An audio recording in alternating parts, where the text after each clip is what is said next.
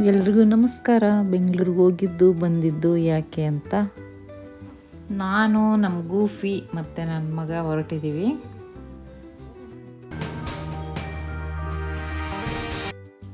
ಗೂಫಿ ಆರಾಮ್ಸೆ ಹಿಂದೆ ಕಾರಲ್ಲಿ ಸೀಟ್ ಮೇಲೆ ಆರಾಮ್ಸೆ ಕೂತಿದ್ದಾನೆ. ಆ ಕಡೆ ಈ ಕಡೆ ನೋಡ್ತಾ ಇದ್ದಾನೆ.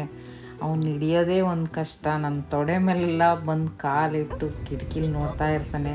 ಇಲ್ಲಿಂದ ಬೆಂಗಳೂರಿಗೆ ಹೋಗೋವರೆಗೂ ಅವ್ನು ನೋಡಿ ಅವ್ನು ಹಿಡಿಯೋದೇ ಸಾಕಾಗುತ್ತೆ. ಒಂದೊಂದು ಸಲ ಮಲ್ಕೊತಿರ್ತಾನೆ. ಇದು ಬೆಂಗಳೂರಿಗೆ ಹೋಗಿ ಮಾರನೇ ದಿನ ಇದು ಮಗಳ ಮನೇಲಿ ಚೆರ್ರಿ ಆಟ ಆಡ್ತಾ ಇದ್ದಾನೆ.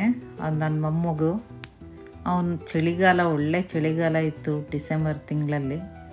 ಅವ್ನು ಕರ್ಕೊಳ್ಬೇಕು, ಓಡಾಡಬೇಕು, ಹೊರ್ಗಡೆನೇ ಹೋಗ್ಬೇಕು ಅಂತಿರ್ತಾನೆ. ಆಟ ಆಡ್ತಾ ಇದ್ದಾನೆ. ಪದೇ ಪದೇ ಹೊರಗೆ ಹೋಗ್ಬೇಕು ಅಂತಿರ್ತಿದ್ದ. ನಾನು ಅಲ್ಲೇ ಒಂದು ರೌಂಡ್ ಹಾಕೋದು ಮತ್ತೆ ವಾಪಸ್ ಬರೋದು ಇದೇ ಮಾಡ್ತಾಯಿದ್ದೆ. ಒಳ್ಳೆ ಒಂದು ಆಟ ಆಡ್ಸೋದೇ ಮಜಾ, ಭಾಳ ಚೆನ್ನಾಗಿರ್ತಿತ್ತು. ಚಳಿ ಅಂದರೆ ಡಿಸೆಂಬರ್ ಚಳಿ, ಫುಲ್ ಚಳಿ ಇತ್ತು ಅವಾಗ. ಅದು ನನ್ನ ಮಗನ ಮಗು ಬರೋದಿತ್ತು, ಸೊಸೆ ಡೆಲಿವರಿ ಆಗೋದಿತ್ತು. ಇದು ಮಗನ ಮನೇಲಿ ಗೂಫಿ ಆರಾಮ್ಸೆ ಮಲಗಿದ್ದಾನೆ. ಮಾರನೇ ದಿನ ಬೆಳಗ್ಗೆ ವಾಕಿಂಗ್ ಹೋಗ್ತಾ ಇದ್ದೆ. ಹಾಸ್ಪಿಟಲಲ್ಲಿ ಆಗಲೇ ಸೊಸೆ ಅಡ್ಮಿಟ್ ಆಗಿಬಿಟ್ಟಿದ್ಲು. ಸ್ವಲ್ಪ ನೀರು ಕಡಿಮೆ ಆಗಿದೆ ಅಂಥೇಳಿ ಸಿಜೇರಿಯನ್ ಮಾಡಿಬಿಟ್ಟು ತೆಗಿಬೇಕು ಅಂತ ಇದ್ದಿದ್ದು. ಹಾಸ್ಪಿಟಲಲ್ಲಿ ಬಂದಿದ್ದೀವಿ. ಅವರ ಸೊಸೆ ಕಡೆಯವರು, ಅವ್ರ ಮಮ್ಮಿ ಪಪ್ಪ, ಅವ್ರ ಚಿಕ್ಕಮ್ಮ, ದೊಡ್ಡಮ್ಮ ಎಲ್ಲರೂ ಇದ್ದರು. ಆಗಲೇ ಇವಾಗ ಡೆಲಿವರಿ ಆಗಿದೆ. ಈಗ ಹೆಣ್ಮಗು ಅಂತಂದೇಳಿ ಗೊತ್ತಾಯಿತು. ತುಂಬ ಖುಷಿಯಾಗಿ ಎಲ್ಲರೂ ಇದ್ದಾರೆ, ಎಲ್ಲರೂ ಇದ್ವಿ. ಮಗನು ಒಳಗೆ ಇದ್ದ, ಸಿಜೇರಿಯನ್ ಮಾಡೋವಾಗ್ಲೂ ಒಳಗೆ ಇದ್ದ. ಅವನು ಬಂದು ಹೇಳ್ಕೊತಾ ಇದ್ದಾನೆ. ಒಳ್ಳೆ ಆ ಕ್ಷಣಗಳನ್ನ, ಅದು ಒಳ್ಳೆ ಕ್ಷಣಗಳು, ಅದು ನೆನ್ಪು ಮಾಡ್ಕೊಂಡ್ರೆ ಖುಷಿಯಾಗುತ್ತೆ. ಹೋಟೆಲ್ಲಿಗೆ ಬಂದ್ವಿ ಆರಾಮ್ಸೆ ಖುಷಿಯಿಂದ. ಹೋಟೆಲಲ್ಲಿ ದೋಸೆ ತಗೊಳ್ಳೋರು, ದೋಸೆ ಆ ಥರ ಎಲ್ಲ ತಿಂದು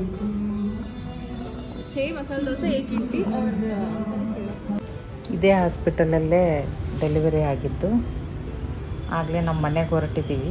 ಮನೆಗೆ ಹೊರಟು ಮಾರನೇ ದಿನ ನಾನು ಬರಬೇಕು ಅಂದ್ಕೊಂಡು ಹೊರಟೆ. ಇದು ಮಾರನೇ ದಿನವೂ ನಾನು ಮತ್ತೆ ಹಾಸ್ಪಿಟಲಿಗೆ ಬಂದಿದ್ದೀನಿ.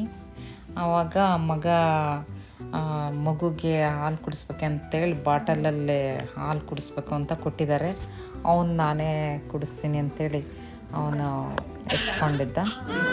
ಮಾರನೇ ದಿನ ಬಂದಾಗಲೇ ಆಗಲೇ ಸ್ವಲ್ಪ ಚೇಂಜ್ ಆಗಿತ್ತು ಮಗು. ಇದು ಆಗಲೇ ವಾಪಸ್ ಮಾರನೇ ದಿನವೇ ಡಿಸ್ಚಾರ್ಜ್ ಆಯಿತು. ವಾಪಸ್ ಬಂದರು.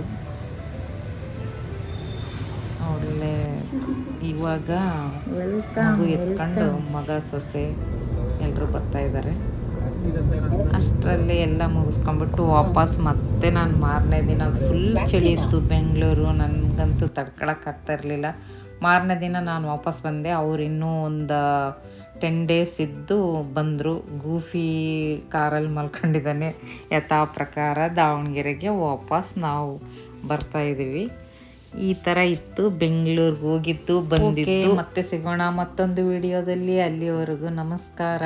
ಹೀಗೆ ವಿಡಿಯೋ ನೋಡ್ತಾ ಇರಿ, ಸಬ್ಸ್ಕ್ರೈಬ್ ಆಗಿ ಸಪೋರ್ಟ್ ಮಾಡಿ.